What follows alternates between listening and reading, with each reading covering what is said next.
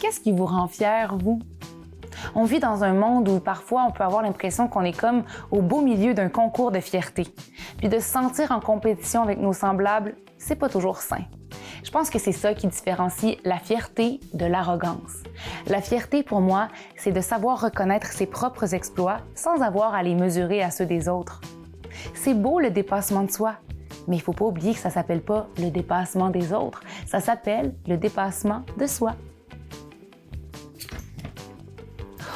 Oh!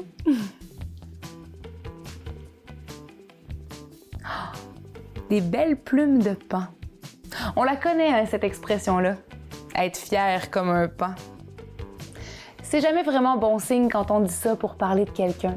C'est comme si on disait que la personne était prétentieuse. Mais moi, là, je trouve que la fierté a mauvaise presse. Puis je trouve ça injuste. Fait que ce que je vous propose aujourd'hui, c'est de ramener la fierté au goût du jour sans laisser l'orgueil ou la condescendance nous brouiller la vue. Parce qu'un autre synonyme de fierté, c'est joie. On lève la tête, on se redresse les épaules, puis on marche droit devant. Fiers comme des humains.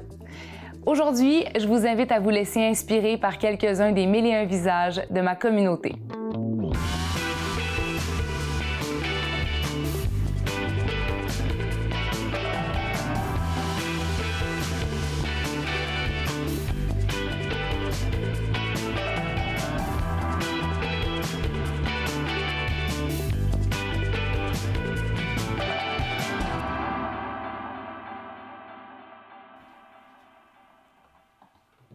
Moi, à l'école, j'étais quelqu'un qui était comme tout seul, un peu dans son coin. Je dirais même, à la limite, peut-être un peu rejet. Tout le temps dans l'une, je pensais à toutes sortes de choses. Ma mère ne voulait même plus aller chercher mon bulletin. Elle disait, les enseignants me disent toujours la même affaire. Ils ne dérangent pas, mais il est tout le temps dans l'une. Ça fait qu'elle dit, je te le dis tout de suite. Elle dit, si j'y vais, c'est ça qu'ils vont me dire. Ça fait que j'y vais plus. Un bon jour, lorsque j'avais à peu près 13-14 ans, j'étais comme perdu dans mes pensées. Ma mère me regarde, elle dit « Ah, elle dit, t'as de l'air loin, François, t'as de l'air loin. » Elle dit « À quoi tu penses? » Fait que je regarde ma mère, puis je dis « Maman, un jour, je vais écrire un livre. » À part à rire un peu, parce que en français puis en composition, j'étais pas très bon. Puis j'avais de la misère à avoir 60 dans mes rédactions, ça fait qu'elle trouvait ça drôle. Quelle sorte de livre que tu vas écrire? Je sais pas, mais un jour je vais écrire un livre. Les années passent et il y avait le 250e de Sainte-Marie qui s'en venait. Je me suis dit, ah, je pourrais peut-être écrire un livre là-dessus. Je me suis mis à écrire des feuillets des événements Beauceron, pour arriver à aujourd'hui où j'ai fait 25 publications. Mon nom est François Drouin. Je suis un autodidacte et un passionné au niveau des arts, de la peinture, à l'écriture, à la sculpture, donc toutes les choses en E.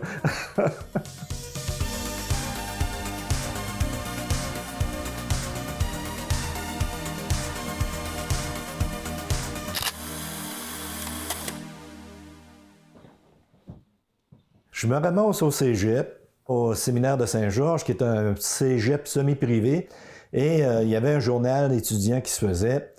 Moi, je lis le journal, j'arrive, je regarde ça un peu. Ah, c'est ben trop sérieux. Je vais écrire quelque chose de comique juste pour rire. Là, il ne faut pas oublier qu'on est en 1976, c'est des prêtres qui dirigent ça. Il faut faire attention à ce qu'on dit un peu. Ça fait que je fais l'article, puis je donne ça au gars qui s'occupait du journal. Le gars regarde ça, il n'est pas trop convaincu de ça. Finalement, il se dit, il dit, je demande des articles, personne ne m'en donne. Je le mets, puis si jamais les prêtres chialent, ben, je dirais que, ça m'a échappé, je ne l'ai pas vu passer. Ça fait que, il publie le journal, et l'effet est contraire à ce qu'il pensait. Ça a comme un succès au niveau des élèves et les prêtres trouvent ça drôle.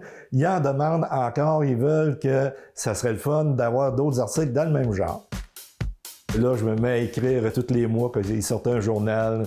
C'était pas l'histoire des 3 petits cochons, mais c'était l'histoire des 2 petits cochons. Il y en a un qui avait un dédoublement de personnalité. C'est pour ça qu'on pensait qu'il était 3. Une bonne fois, c'est l'Halloween, mes chums d'amis ils disent « Hey, pas game, tu t'habilles en femme, on va aller danser à la discothèque, ça va être drôle. » Ça fait que moi, oui, je relève le défi. Ça fait qu'on va là et il y a des prêtres du séminaire qui sont là à la discothèque. Puis là, ils me voient. Ils viennent me voir et ils disent « Hey, on a des mercredis étudiants. » Les mercredis étudiants, c'était des spectacles de musique. Ils ont dit, on a eu un animateur, puis là, on va annoncer que ça va être une animatrice, puis ça va être toi, tu vas t'habiller en femme, ça va être toi qui vas faire l'animatrice. Moi, ben oui, pourquoi pas? Ça fait que je fais l'animatrice et on m'a donné un trophée comme la personnalité socio-culturelle du cégep. Lorsque j'avais pas plus que 10 ans, il y avait eu une exposition à Saint-Joseph, puis là, il y avait un sculpteur qui était là. J'allais le voir à tous les jours, j'allais le voir sculpter, puis je pouvais rester là de longues minutes, si c'est pas des heures, à le regarder faire. Finalement, plusieurs années plus tard, je vais essayer ça moi aussi.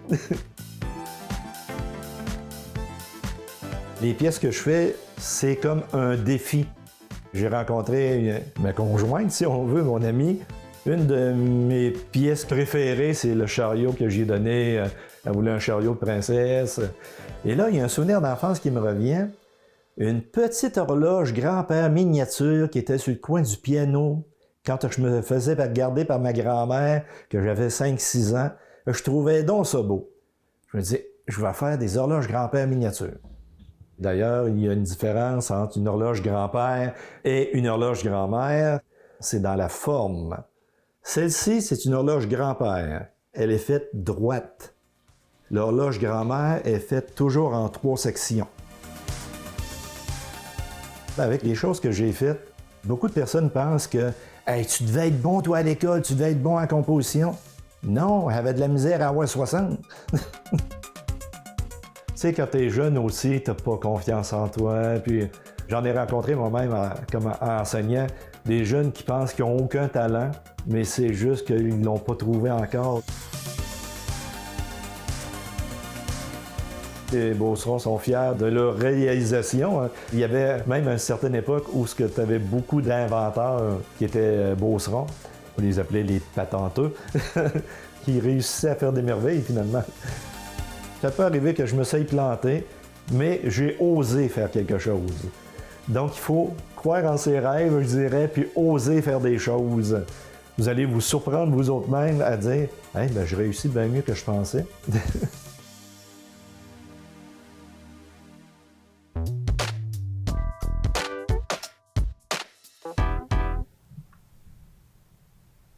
Mes grands-parents sont nés en Chine et à différents moments dans leur vie, ils ont bougé à Madagascar.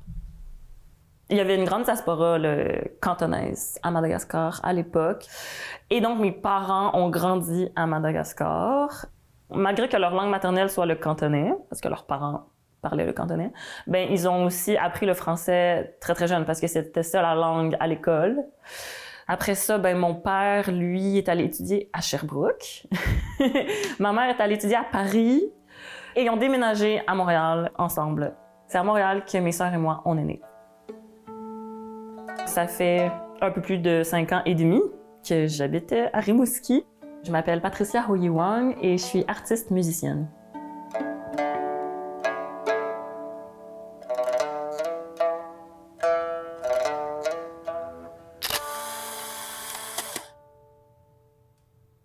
Ma mère, elle est décédée quand j'avais 15 ans, donc c'est un gros bout qu'il fallait que je règle, entre guillemets.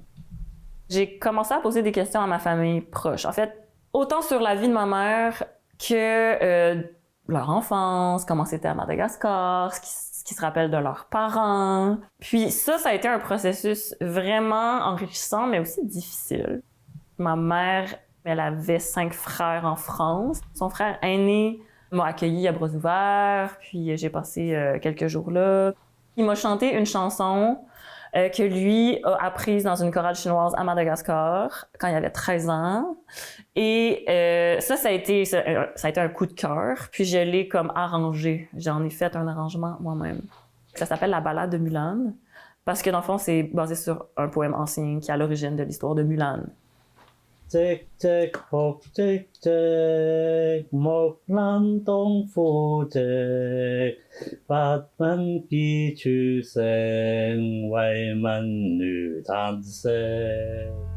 Tic tic poc tic tic, một lần đông phu tic, bát門必出聲，為民女嘆息。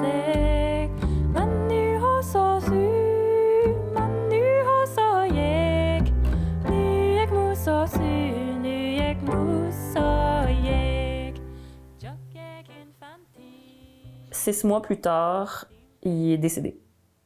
Déjà, par rapport à ma mère, je trouvais ça difficile qu'elle soit morte si tôt que j'ai pas pu lui poser des questions.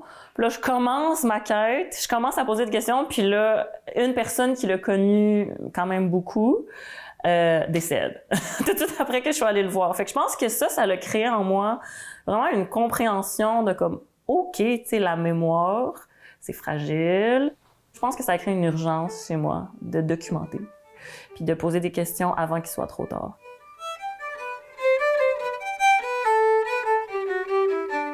Vu que mon matériau, c'est la musique traditionnelle québécoise, j'ai voulu faire une musique à mon image. Puis donc, le pari, c'était musique traditionnelle québécoise, musique traditionnelle chinoise et musique improvisée dans la même affaire. Fait que ça a été comme... C'est mon projet qui s'appelle Lieu féminin pluriel, qui a été vraiment comme mon premier projet, là, un peu mon bébé.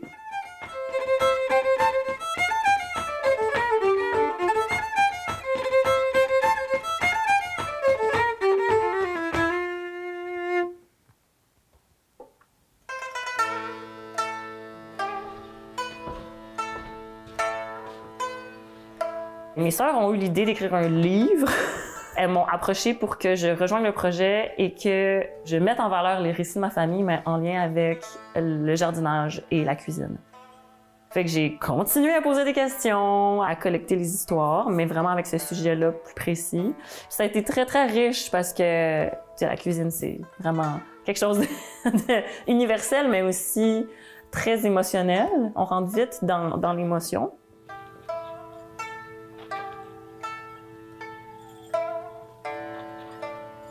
Dans tout le parcours familial de ma famille, en 3 générations, il y a 3 continents quand même.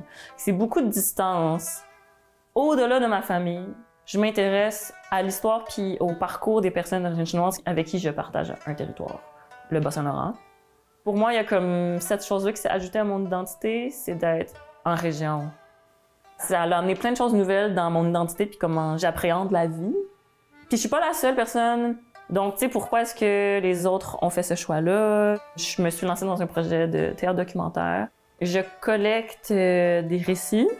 Je fais aussi beaucoup de recherches d'archives parce que, tu sais, tu peux pas juste googler histoire, personne chinoise, Bas-Saint-Laurent. Il y a comme rien qui va sortir, là.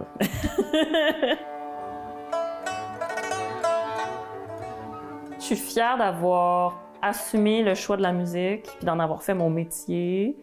Mes sœurs et moi, on est toutes travailleuses autonomes. Je pense que nos parents auraient bien aimé qu'on ait une profession libérale, mais non. On a comme, je sais pas, je pense que cette recherche de liberté puis de notre propre voix, c'est très important.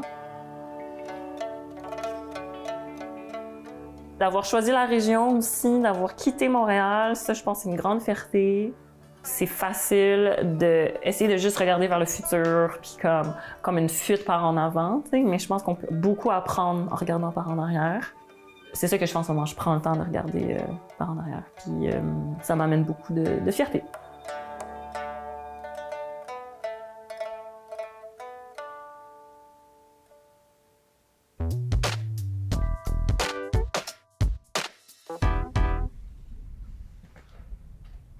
Moi, c'est Claude Bonneau, artiste peintre, natif d'Alma-Lac-Saint-Jean. Mon père a emménagé ici lorsqu'ils ont fait le barrage Manic 5. Fait qu'en 61, on est tous déménagés, la famille, ici à Bécomo. Ma vie s'est promenée entre plein de galeries d'art à Québec, à Calgary, à Vancouver, à Montréal, à Baie-Saint-Paul et ici. À un moment donné, j'expose sur la rue Saint-Paul à Montréal. Il y a quelqu'un qui me dit « Claude, t'es donc bien connu. » Il dit, tu t'es fait voler des tableaux à Montréal? Ben, j'ai dit, je suis pas au courant. Mon frère m'appelle, dit l'autre, il dit, tu t'es fait voler des tableaux à Montréal? J'ai dit, je suis pas au courant. Là, le soir, je regarde, c'est parce que à la galerie où j'exposais, il y a eu un vol de tableaux. Il y a quelqu'un qui s'est présenté avec un grand paletot, un Européen. Il est entré, il a fait le tour de la galerie et il dit, j'ai 2 tableaux que je serais peut-être intéressé, mais je vais y penser. 1 heure ou 2 après, il rappelle la galerie, il dit, finalement, je vais les prendre. Il est arrivé avec un chèque, et puis c'était un chèque frauduleux. Ce personnage-là avait volé un Riopelle 2 ans auparavant dans une autre galerie. Alors, à Radio-Canada, toute la journée, c'était la nouvelle. 2 peintres célèbres tels que Claude Bonneau et Jean-Paul Riopelle se sont fait voler des tableaux à la galerie Le Bourget à Montréal. Alors, vous voyez, c'est un peu le jeu du téléphone, comment ça peut être...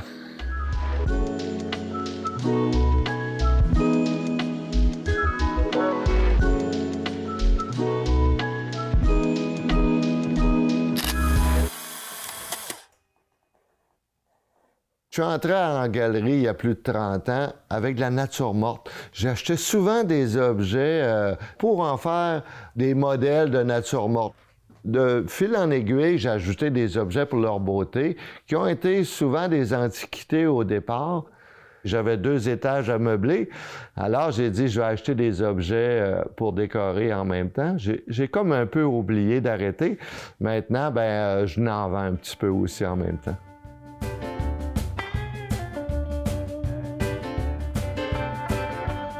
Il y a plein d'objets au plafond, mais il n'y a rien qui est placé au hasard. C'est comme faire un tableau, ce que je disais. Il y a toujours un équilibre. Pour quelqu'un, ça peut être un déséquilibre, mais pour un autre, pour moi, c'est un équilibre. D'avoir un vélo au plafond, d'avoir un violoncelle aussi, contrebasse en dessous.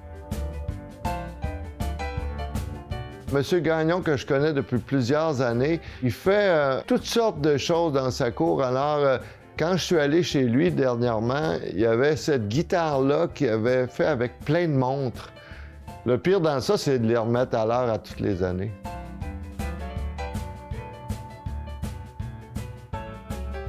Ici, c'est dédié à René Marié. C'est un ami qui était photographe, qui est décédé il y a quelques années.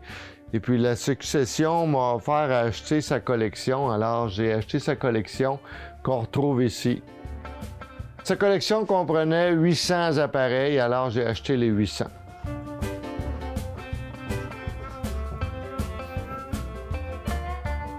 Quand je vais à des endroits magiques dans un événement de peinture, je m'installe en avant de ce bel hôtel-là ou ce beau manoir ou peu importe la pièce et j'ajoute des danseurs, des serveurs, des musiciens qui donnent la vie aussi à cet endroit-là.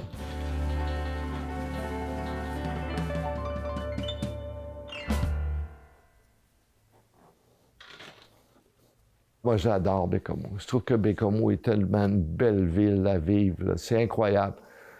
J'ai exposé en Australie, j'ai exposé à Cannes, j'ai exposé en Belgique, au Carrousel du Louvre à Paris à 2 reprises. Souvent, je vais dans les grands centres, puis j'ai hâte de revenir. Les gens ici m'appellent pour savoir si je suis ouvert, à quelle heure vous ouvrez, on a de la visite, on aimerait aller leur montrer votre atelier.